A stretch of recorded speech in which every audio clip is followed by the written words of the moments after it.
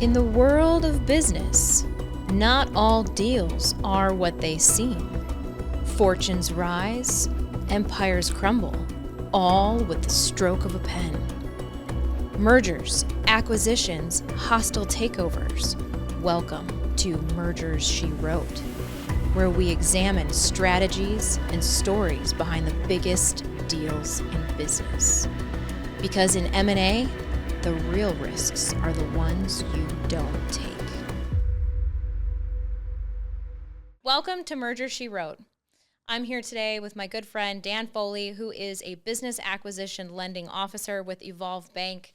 Today, you will hear us talk about the SBA lending process, potential pitfalls in the actual underwriting, and then a story about how Dan scaled a barbed wire fence and his life-changing book recommendation. Thanks, Dan, for having... Thank you. I'm happy to be here. Yes, for making the time and being on the show. Yeah, it was an easy morning. It's like nothing went wrong at all. Murphy's Law. I'm just so glad to be talking to you today because so many of my clients that are buyers of businesses are just in the dark about what the SBA lending process looks like, what they should expect. It can be a little intimidating if you don't know what's happening. Yes. So before we get into the nitty-gritty, I would love to know more about your past work history. How did you get into lending? Oh, gosh. You know, I started with Bank of America way back in the day, and I was going to college, and I mean, it sounds terrible, but I was a young guy working at a bank that was 80% women. I'm like, this could work. And so I just stayed with the bank, and it was a path of least resistance, and I turned it into a career, and it worked out all right. But, you know, I was originally studying to be a dentist, and then I switched to business, so it just worked out pretty well. Oh, that's so funny. Yeah. What drew you to dentistry? It just seemed like, it was a lot of close interaction with patients, which I really like. And young guy thinking this could be cool. It's easy. It makes good money. But as I got into the banking side, I actually worked in sales for banking for, at an open by phone type thing. It worked out really well, and I was good at it. So I started getting some promotions and making more money than a young guy normally would. So I'm like, well, this is great. So I just kind of kept going with it. And I got into SBA lending in about 2005 and worked a lot in medical and dental practices because I kind of knew the field a little bit. And so I made some inroads there, and I eventually switched over to business acquisitions just because I found that the deals I was working with, which are just kind of regular people and not the highly educated professionals, were just more enjoyable. There was a lot more excitement. And I feed off of that. And so as I got into it more, I started to develop my own little craft within it and tried to work in a way that I would want to be treated if I was a client. So that's always at the forefront and to have fun with it. I really love what I do. I'm very, very blessed to enjoy it so much and the people. It's great for me. Just worked out well. No, that's awesome. And I think one of the things that makes it difficult for the average business owner to then go out and look for SBA lending is there's so many options. Right? Yeah. And so, I'd love to know, like, what makes Evolve Bank unique, or why would someone pick Evolve Bank? And obviously, I feel like my answer a lot of times is like, you're picking the banker, you're not necessarily picking the bank. Well, you know what? There's a lot of truth to that, but there's a lot of differences from bank to bank. So we tend to specialize in business acquisition. So we not only have an appetite for it, but we know all the regs around it. There's a lot of SBA guidelines with regard to business acquisitions that a generalist might not pick up on, or it could cause delays if they catch it later in the game. But we're a preferred lender, which means we can make our own loan decisions, and we just go to the SBA for a loan number. But I've worked at the big banks, and I've worked at very small banks, and Evolve is kind of in the middle. And I plan on just retiring from this bank. They have been so great to work with. There were a lot of banks will want 20% down or maybe 15% down, but they'll require that the owner does a seller carryback. Evolve has done every loan I've done with them in the last 3 years at 10% down, which is the minimum. And there's a lot of different areas where that money can come from, such as a gift or a home equity line of credit or an investor is a very common one now, where somebody brings in an investor to provide the equity injection, also called the down payment, and they maybe buy them out in a few years. But we've been very reasonable with how we handle each transaction, and the working environment is so great because the underwriters and the closers and the sales team all get along and all talk regularly, and we like each other, which is secrets. A lot of bankers don't like the underwriting team, and they think they're too finicky. We all get along really well. We party together. It's a wonderful environment. And Evolve has actually been voted best place to work for 8 years running. And, wow. and that actually helps with a cohesive group. I mean, we all like each other, and it's been terrific. Yeah, that's awesome. Yeah. So you said preferred lender, you just go to the SBA and you get a loan number. Like, what does that mean for the layperson who doesn't work in banking? That's a great question, Paloma. So there's 3 levels. You have the general, which, the SBA is pretty much taking everything, and the bankers, involved. Then you have a certified, where they underwrite the loan, but they go to the SBA for the loan decision. And then preferred lenders are the lenders that do quite a few SBA loans, and so they're at that point where they can do their own underwriting and make their own loan decisions, and then they just kind of check in with the SBA for a loan number. So that's where we fall. Okay. And I would imagine it makes it easier. It makes it easier. It's less time consuming. If you're at a bank, no disrespect to the smaller banks that aren't preferred lenders, but if they haven't done enough to where they are a preferred lender, it's going to be choppier, and it's just they just don't have as much in place like a bank that's built around the SBA. Got it. So there might be more back and forth during Right. the underwriting process. Yeah, and closing. Closing. There's so it tend to run into delays, particularly if you don't have all of that already laid out as part of your program. Okay, that makes sense. Yeah. And I think going back to what you were saying about having a really good relationship with your underwriting team, I think people really probably don't quite understand, if you're outside the banking world, how having a tumultuous relationship between your bankers and your underwriting team could slow down inevitably every loan that goes through the underwriting process. Right. And this one does heavily go back to the banker himself. So, even with our own bank, there's some bankers who have better relationships or worse relationships with underwriting. And a lot of it is how you treat them. I'm the guy that sends a 5-pound bag of M&Ms after a closing to the underwriter. And I'm like, hey, thank you for all your hard work. So they like that. So I think that even can afford you a little bit of grace. But it is much, much better than anywhere else that I've worked. And that's not hyperbole. That is absolutely true. When I work with the underwriting team and the client, as a matter of fact, I try to, let me start it this way. I like to help the client with their business plan and their projections. And I used to do it just because, it was enjoyable. I fed off of their excitement, and it's like, well, how did you find this place? And, what does this mean to you? And like, oh my gosh, I've always wanted to do this. I'm like, wow, that's awesome. So I help them write the business plan, and I try to point out things like, let's not just focus on what they're doing. Let's focus on what they're not doing. And then that'll help support the growth that you're going to show in your projections and the strategies you articulate in your business plan. And so, pardon me, as we go through that, I have found that not only does it help the customer know the business better by having them go through these exercises with regard to the growth strategy and the marketing and talking about, just going through the templates and ticking off everything so that they have a really well thought out, well written business plan. It helps with underwriting, obviously, because we're addressing all of their questions before they come up. But for the business owner, they feel a lot more satisfaction and confidence as they go through the lending process. And I found that once I started doing that, my dropout rate was considerably less. And I saw a lot of customers that used to get apprehension after, a big purchase agreement. They sign the purchase agreement, then they go home and they start thinking about it, like, oh my gosh, what have I done? Am I going to be able to do this? But when you help them go through the business plan, you basically say, this is your strategy. This is your step-by-step, and this is who's on your team that's going to help you. It just kind of melts away, and they go back to being excited. And And the brokers that I work with love that too, because they have fewer deals stall.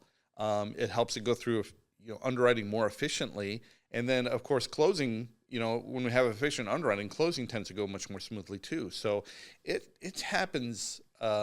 It's been the biggest thing. The biggest change in my career has been helping them with their business plan and projections. I have hundreds of templates at this point. And I've tried to share this with other lenders, and they're like, oh, that's just a lot of work. I'm like, no, it's not. It's fun. And you have a much higher approval rate. But, I don't know why it's not like a standard thing. I don't get it. I have a good friend who's a lender, and he was chuckling because he got a business plan while we were talking. He's like, this thing should be written in crayon. I'm like, well, did you send him templates? Have you helped him? He's like, that's not my job. Ah. And I'm like, right, but if you have a mechanic who can rebuild a small black Chevy, and he's amazing at it, and he wants to buy a shop, but you ask him to write a 12-page pro forma and his eyes glaze over, don't you think you could share a little bit of your background and your expertise with him to help him get through that process? Wouldn't that make the entire process smoother, more successful, and build a deeper relationship with your client, and potentially even the seller who's going to, have a boatload of money. Well, and their legacy, right, is being transferred over. That's fascinating. I really, coming from the legal side, obviously being involved in drafting the purchase agreement and, interfacing with someone like yourself related to the underwriting process if you're representing a buyer.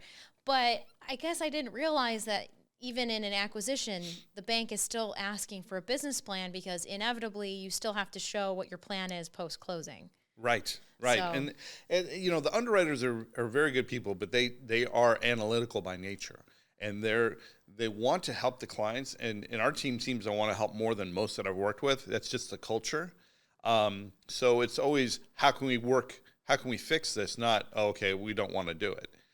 So, and I'm so grateful for that. But when you're buying a business, that's a risky changeover, because you're basically saying, you take 90% of the risk, bank. I'll do my 10%, and you just, you have to believe that I'm going to keep this thing going and maybe even grow it. And sometimes they have a background that works well. Sometimes you're extrapolating from other backgrounds to try and build the background, and the business plan is meant to articulate all that. So yeah, it is enjoyable though. I love the challenge of helping people get through that aspect of it. No, and then great. I personally stay through underwriting and closing too, because it helps to have a familiar face at that point that is on board, and B, I can also circumvent issues before it even gets back to the client to try and fix it. So nice. Yeah. So we've talked about how the beginning part has the business plan, right, as part of this loan process. The kind of the first thing, would that be a correct way to talk about it from a timeline perspective? One of the first things they're going to want to put together is a business plan. Yes and no. Okay. So if somebody's referred to me and they call me and we start talking about it, a lot of times they have a target in mind. So there's a business that they're looking at. And I say, let's do some due diligence. And, I'll often send them a due diligence guide just to kind of help them to know what to look for and what questions to ask. And if they share a bit about the company, I'll even share some personal anecdotes on things to look for with that particular industry. So once they do a little bit of due diligence, and then they get interested, they might make an offer. If the offer is accepted, that's typically when they'll call me back and we start the application process. And so I'll send them a link so they can just do the online portal. It's really easy. And then I will send them templates. Typically, I can find industry-specific templates from doing this for so long. And they're actual business plans that I've just scrubbed for personal information. So I'll give them Phoebe and Rachel, and Joey. And so once I put, send that to them, and I'm like, okay, just use this. A lot of it might even be plug and play, and just kind of correct some of the information or update it for your particular situation. It makes it so much easier. If they don't feel comfortable with that, I also have a business plan that they just answer questions, and it becomes their narrative. So then I say, don't upload it, send it to me, let me go through, and I give them some feedback, like, this is great, but you want to expand on your background, or you want to talk about who's handling different aspects of management. And so they really appreciate that feedback, and they grow as they learn what the underwriter is going to look for. And, I didn't do that years ago. I just took the business plan. I'm like, well, let's hope for the best. And, I would read it, and if there was something glaring, I'd point it out. But I started to point out more and more and more, and then it evolved into, why don't I just help you with this? Yeah. And so... Well, and if the outcome is better, why not? Exactly. Right? And it really, for a lot of us in sales, it's not about the sale. It's about building relationships and being of value to somebody else and feeling that. And as I started to help people, it just became so much more enjoyable. My job satisfaction just went much, much higher. That's awesome. Yeah. So we've kind of talked about a little bit, right? The buyer has a potential target. They're looking at, they've either put in an LOI or they're looking about putting in an LOI. They're probably already talking about lending. Part of that process is working with you on a business plan. I think one of the things that throws a lot of clients for a loop is we'll be negotiating this purchase agreement, and then all of a sudden the underwriting team has comments.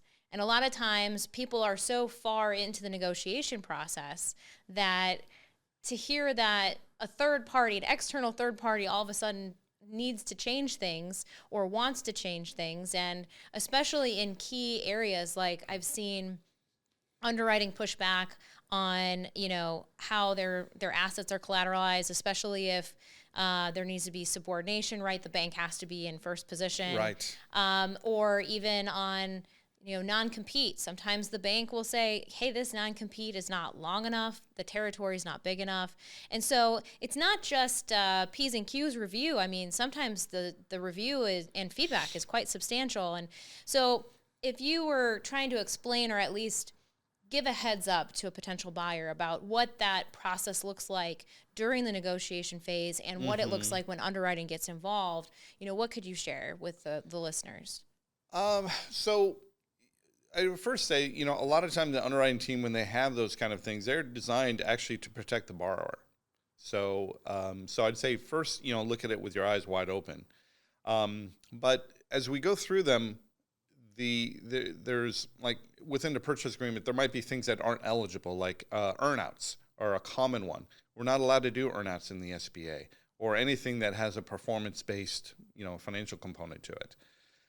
So there's just, we can't have the owner stay on for 12 months or more than 12 months, and that comes up a lot because let's say I'm buying an HVAC company, but I don't have the Register of Contractors license to actually perform those services. So I have to rely on the seller to stay on for a while to act as a qualified person.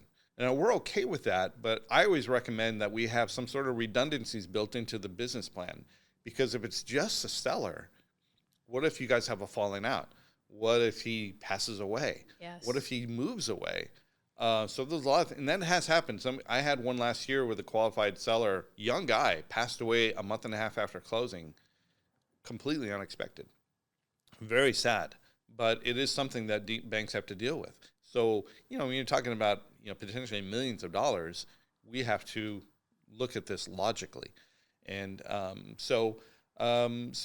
we try to address everything that's required, and then we try to look at it also pretty reasonable. I don't get that many things on my deals that come back from underwriting because we try to address all those in the business plan. And they tend to go pretty smoothly. But, yeah, occasionally we do get things that come back. Well, and I was going to say, to play devil's advocate, sometimes the bank can really be, when you're negotiating against a seller, good cop, bad cop, right? Where maybe you really wanted, something put in that's a little bit more aggressive on the non-compete language, and maybe the seller was really reticent to agree to it, and the bank comes in and says, we can't underwrite this without X, Y, or Z inserted. And then as the buyer, you get to blame the bank. Yeah, and I'm happy to be the bad guy. I mean, it's, the client is the borrower. And so, there's been plenty of times I say, blame it on me, because a lot of times they'll tell me that and they're like, well, I feel like I should ask for this, but I don't want to, raise a flag or I don't want to kill the deal. Yeah. Like, blame it on the bank and say, yeah, because, most times it's either an SBA requirement or it's just common sense. Yeah. Well, so I want to back up just for 5 seconds about something you said in your story about the HVAC company. Yes. Because for people out there who are potential buyers of businesses for the very first time in Arizona, and I'm sure there's similarities in other states, but as our example that we know most familiar is the Arizona Register of Contractors. And so actually I've found that when working with buyer clients, it's very uncommon for them to know that there is this thing called the ROC and there is such a thing called a qualifying party. And really it's just a fancy way of saying someone is a licensed contractor with the state of Arizona. However, the problem is if someone is the owner and they're selling, you would have to either have them stay on until you find another qualifying party. It does not transfer with the business. You can't buy it as an asset, part of the asset sale. So I just wanted to put some light onto that. Yeah, because and I think that's an it's important component misnomer. because, somebody might come in and they know how to run a business really well, but they might not know how to service, an AC unit. So if they don't have that licensing, we get into that discussion and I say, do you know what you're getting into here? Okay. Because, so if you have the qualified person, but he can only stay on for 12 months, the seller, then you need to have other opportunities here to satisfy that requirement.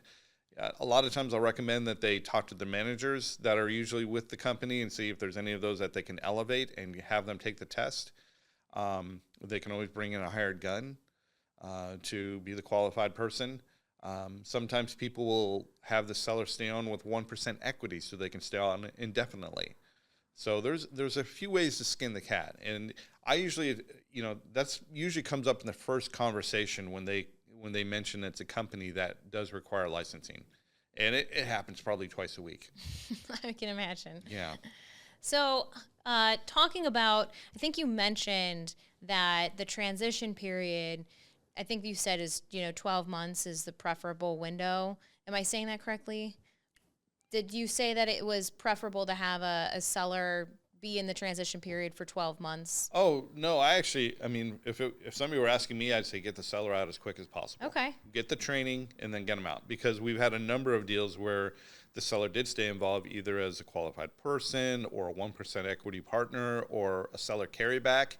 And we have to keep in mind the psychology behind this. This business was their baby for years, maybe decades. And sometimes we've had it where they had trouble letting go. And we had a situation where too many chiefs, not enough Indians, and then there's bickering in management. I'm working with one loan right now where they're like, I need to refinance the seller note because he's driving me crazy and he won't let go. And so the preference is to get them out of there. But, sometimes it's important to have them stick around for the qualified person issue. It might be the cheapest way to have it done. But preference is to get them out as quick as possible.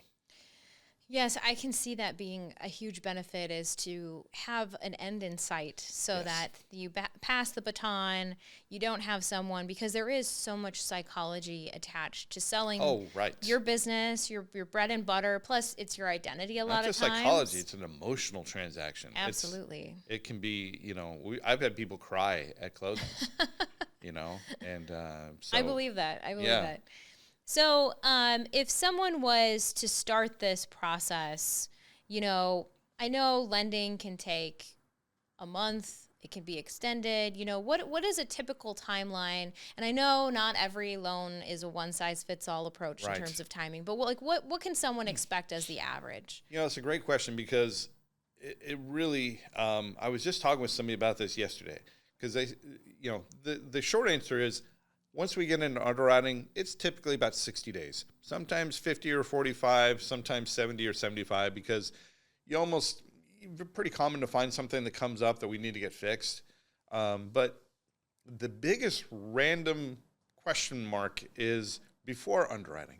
So we have to collect certain documents, right? And this time of year is probably the worst time of year to collect those because the CPAs are so tied up, and adjacently the attorneys can be tied up. But so when they're collecting their documentation, sometimes they get them together in a week or two. I've had several right now that we're working on months, and then I have one that's been going since October, just collecting documents. But, people sometimes start too early. And in that particular situation, really smart people, but they started really early because they're planners. But we couldn't do much to get into underwriting because there were so many things that were still to come for them. They still had to find location. They still had to get a bid for tenant improvements. And then the problem you run into is now old documents that you originally got expire. And then we have to start, there's a domino effect, and you have to start getting, and then that can lead to document fatigue. And so you have to manage those, and I try to get everybody to get them in quickly. I send out checklists every week and have in red letters pending and green letters received, yay, thumbs up, and I send that to both parties so they're a little bit accountable, unless they ask me not to. But that's probably the best way to get things in quickly is just keep everybody updated and accountable. But that is the part that takes the longest time. And I always let them know, once we get into underwriting, I've got a lot more control, but this is all on you guys, and I can only do so much to collect the documents. But yeah, and once it's in underwriting, it usually goes pretty smoothly. So you said one person was a planner and started a little too early. Yes. There's some people who are just, struggling to collect documents because it's tax season. If you had to tell someone the absolute perfect time to get things started, if everything was perfect, documents could be pulled, within 5 days of request, what would be the best time for someone to really start the process with the SBA lending? Oh, as soon as, in that case, once they have the letter of intent in place or anticipate that it's imminent, then I'm like, yeah, let's get things going on my side. I'll start collecting documents. Everybody's kind of in the same mind space that, yeah, this is moving forward, and I'll run with it. And then for the actual, obviously you have an approval process. Uh-huh. At what point obviously there's some transactions that sign and close on the same day. There's some transactions that will sign early. Is there a preference in terms of the underwriting process where is it better if someone is having an early sign and close later so that the document is essentially in final form, and unless some big skeleton in the closet comes out, the people are probably going to proceed to closing? Or does it not really matter? That's sort of on a case-by-case basis. I mean, there's so many things that can play into that, the structure, the industry, the buyer's background, so yeah, I'd say that's on a case by case. Okay. No, I think the better answer I think is maybe just it doesn't play a pivotal role. It wouldn't be like someone saying I should really sign early, because of course there are some. Are you referring to the LOI? No, the full purchase agreement. Oh, okay. Yeah, because I think there are some individuals in this process of whether it's buying or selling, they're antsy to get that purchase agreement signed. Mm-hmm. And unfortunately, in that antsiness, they rush through the process of negotiation.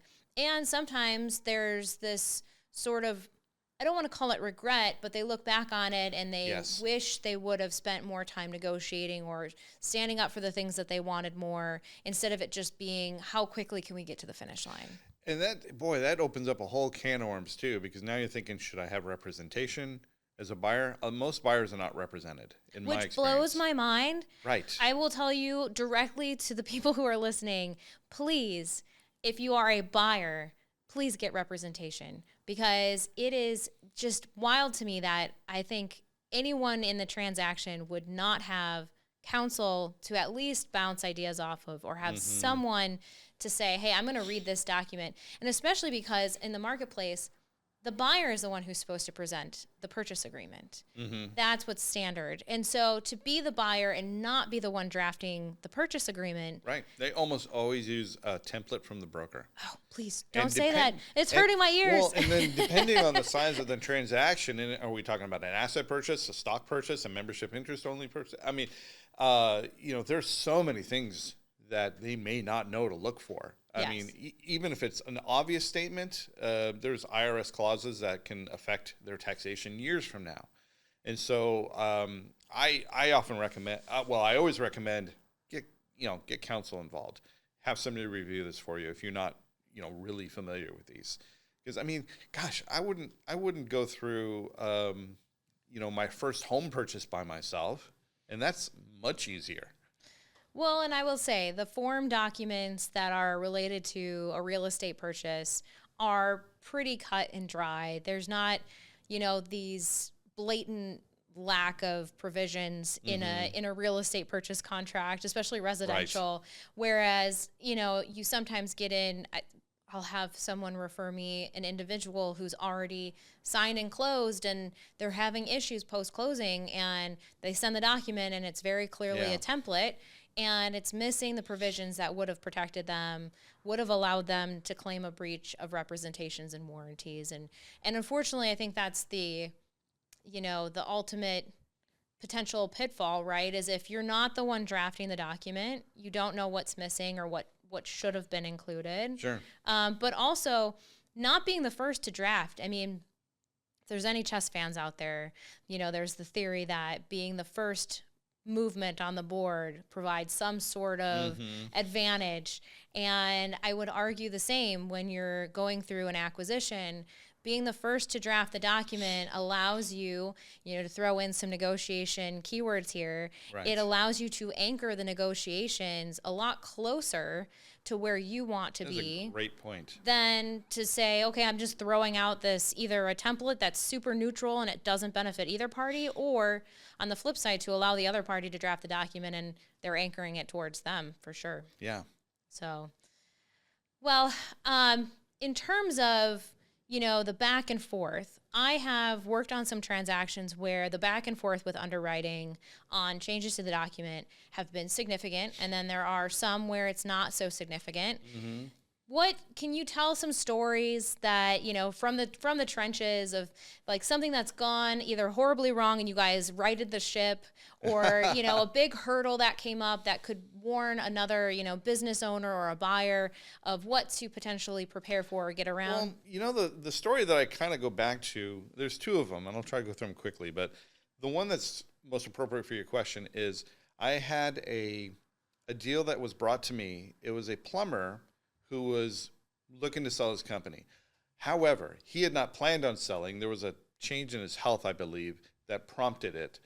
And so he had, for the last several years, really financed his entire resort-style backyard and then a home renovation over 2 or 3 years. This is a big house, 6,000 square foot, really nice house. Nice. So we're talking hundreds of thousands of dollars. And no bank would look at it. The broker had gone to 4 or 5 banks, and they were like, no, because it showed negative net income every year. Oh, wow. Yeah. And he had some, he pushed the bar for sure. He was putting, like new windows for his house under, excess materials expense or something like that. So he, and I talked to his CPA, and the CPA is like, she was embarrassed. She's like, I tried to warn him, and this is not on me. And I'm like, we're not the IRS. I'm not going to talk to you. I just need to make sure this is legit. She's like, oh, yeah, it's absolutely legit. We have invoices for everything. I'm like, great. Because I talked to underwriting, and this goes back to what I love about where I work now. At Evolve, they got together, and I said, listen, they've got the invoices for everything down to $5, and they've got proof of payment. At least they were smart about that. So they said, if they can show that these are all personal expenses that wouldn't be passed on to the new owner, then yes, we can probably do this. So to the broker's credit, he and his wife worked with the seller for 3 weeks. They went through 3 years of invoices and checks, showing payment, did a really nice spreadsheet with a link to the image of the invoice and the check, sent it to me. It was so impressive. And we were able to add back like 96% of the add backs. I mean, this was everything from like private schools for their kids and, running life through the business. Oh my gosh, yes. So, and the buyer was okay with it. He's like, I get it. I'll probably do the same thing to some degree, maybe not to that extreme, but so we got it all added back, and it sailed through underwriting, funny story, side story. I got stuck at the site visit. I had a Spider-Man over a wall because they accidentally locked me into a yard. And so we don't do site visits anymore, the BDOs anyway. But yeah, so I punched in a code, and it just happened to perfectly coincide when the grandfather on the other side of the fence was leaving, and he hit the button on his visor. So I thought the code worked, but it was actually him leaving. And so when we hit the code again to leave, it wouldn't open. And these are 12-foot walls or 8-foot walls with barbed wire. And we were stuck. You Spider-Man over barbed wire? Yeah. How did you do that? I went to the back. It was a plumbing company. So I grabbed 2 ladders, and I threw one over the other side of the barbed wire. So I made like an A-frame of 2 ladders, and then threw my coat over, and then... Like out of an action movie. Yeah, and I had my own theme music and everything. I was like, dun, dun, dun, dun. And so anyway, as I'm scaling down, halfway down the other side, somebody gets a phone call, and they open the thing. I was like, well, at least I had my moment. And we had a good laugh about it. At least you know what you're capable of. Yeah, and I must use these powers for good. So. I love that. Yeah. All right, so there's definitely, I'm seeing the flexibility that you're talking about with Evolve, being willing to, work with the client, work with the situation. Yeah, they're very reasonable. I mean, it's been great. So you said you had 2 stories. Was the Spider-Man barbed wire no, wall? the other one was not as funny, but just kind of a demonstration of I don't know how you follow up the having to scale a wall with barbed wire. I know, and it's like, but no, this one was. I go back to it because just to show you the randomness that happens in lending. I had a deal. It was for a restaurant, and it was on paper. It was gold. It was diamond. So the seller and the buyer had plenty of restaurant experience and a lot of money. And the seller was just looking to exit because he'd been doing it for 20 years. And they met, and they became best friends, and they were really cooperative. And then the buyer's wife had a separate stream of income in another industry that was like $500,000 a year. She made a lot of money, and they had a $2 million home that they said, yeah, you can use that for collateral. I'm like, this thing is going to sail through. Well, the wife had a very common name. So as we started getting underwriting, her name came up with a felony charge. And we're like, oh, man. So she's like, nope, I'm in a highly regulated field, not a chance. And we're like, okay, we got to fix it. It was a third-party vendor that did the research. And, it does happen with common names sometimes. I'm like, cool, we got the little burden out of the way. We're just sailing through. And then we get into a little deeper in the running, and they order transcripts, find out the seller never filed his 2020 tax return. Or 2019 tax return. And then, so we called him, and he's like, I had no idea, but I've changed CPAs, so I got to track down my old CPA. So, and this was during COVID, so they had limited hours at the IRS office. So I got in touch with the old CPA, and I got to the IRS office, got him stamped the tax returns, and brought him back, and we got that. I'm like, okay. But, I've never had 2 big deals like things like that show up on such a sweet deal. And then I couldn't believe it. We get into closing, and 4 days before closing, the Treasury Department alerts us that the buyer had a $100,000 SBA line of credit that he defaulted on in 2008 when he filed bankruptcy. And he had no idea it was an SBA line of credit. He just remembered he had a line of credit. So he had to come up with $100,000 to pay that off so he could get the new SBA loan. Oh, geez. Luckily, he had it, but he was like, wow, this really hurts.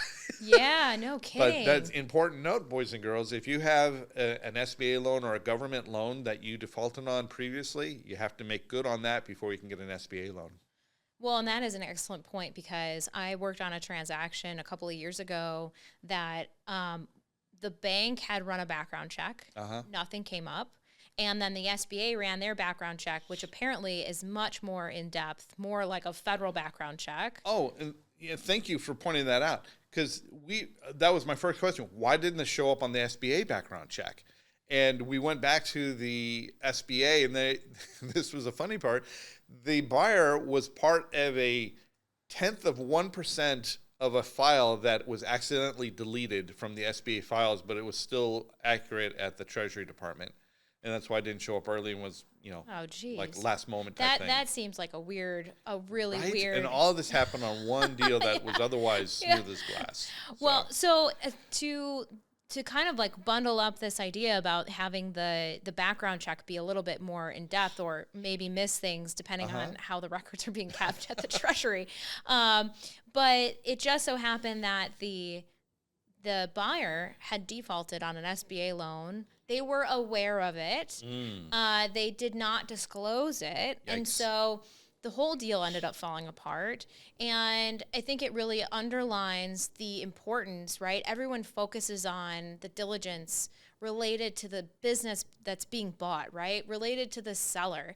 And instead, realistically, if you're a seller, you should be just as concerned with the diligence about the buyer, because this deal, signed, sealed, and delivered. It was Right. The purchase agreement was pretty much a day away from being signed when all of this came up and the whole deal crumbled. And of course, everyone was like, could we have seen this coming? And it's like, I don't think we could have without disclosure. That really comes down to the personality of the bank and the head of underwriting. Because some chief credit officers will say, "Oh, he must have known," and that's totally lied. And it sounds like they did know, and they were trying to get around it. In a lot of cases, they'll just say, "You're not somebody we want to deal with because you're not being forthright." In our case, he genuinely did not know it was an SBA line of credit. We believed him. There's really no way to prove it, but we believed him, and he was, and he made good on it, and he did everything the right way. So a lot of it is how you handle those circumstances when they come up, and and hopefully when they're going through those questions, have you ever had an SBA loan? Have you ever defaulted on a government loan? Be honest, because it's easier to get around it because it always comes up. Very true. Honesty is always the best policy. Aw. So I think we're all out of time today. As a final question for you, Dan, is there any recent business books that you read that you would recommend to listeners? Oh gosh, I actually. Oh, you know what? It's not recent, but the one that had the most impact on me, and it wasn't even because of the business aspect, was 7 Habits of Highly Effective People, and this really changed my life in a totally different way. Because when I was a younger guy, I was kind of I was a nice guy, but I had jerk tendencies sometimes, trying to be funny or sarcastic. And it was, there was a point in that book, and I was married and we had a good marriage, but I caught myself making comments once in a while, just trying to be funny, that were a little bit hurtful.